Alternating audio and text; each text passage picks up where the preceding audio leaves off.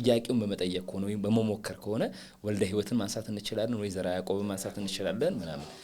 እንግዲህ አንዳንድ ሰዎች ደግሞ ቅኔም እኮ ፍልስፍና ነው የሚሉ ሰዎች አሉ። እሱ ወደ ኋላ እንመለስበታለን። ግን እንግዲህ የሚሞክሩ ሰዎች ካሉ አጠቃላይ ምን ያህል ህዝብ ሲሞክር ነው ፍልስፍና ለምንለው? መቼስ ግሪክ ላይ ተነስተን ሁሉም ሰው ሞክሮት ላይሆን ይችላል አይደለም።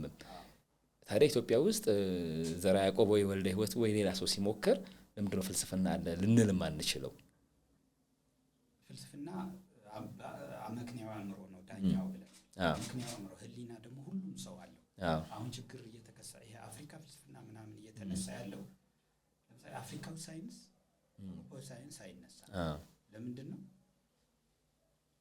ከሰራው ልክ አውሮፓዊው አእምሮ ያደረገው እኔም ባለ አእምሮ ስለሆንኩኝ ለኔም ክፍት ስለሆነ ፍልስፍናም እንደዛ ነው። አሪስቶትል ያደረገው ነገር እዚህ አሪስቶትል የማይበቅልበት ምክንያት የለም።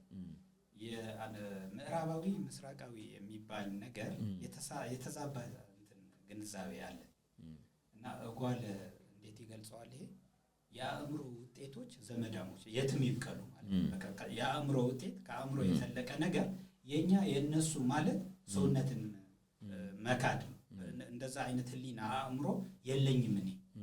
እንዲያውም አሁን ድህረ ዘመናዊነት ይሄ ሄዶ አሁን በ21ኛው ክፍለ ዘመን ምን ወለደ? እንዲያውም ስለ እውነት ራሱ ማውራት አያስፈልግም። ተነጻጻሪም ቋሚም እያልን ለምን እናወራለን? ድህረ እውነት ድህረ ዘመናዊነት የነበረው የዘመናዊ ንቅናቄን በመቃረን የጀመረው ንቅናቄ አሁን ድህረ እውነት ላይ ደርሶ እውነት ስለ እውነት ማውራት አያስፈልገንም። ዲስኩር እውነት ማለት ዲስኩር ነው።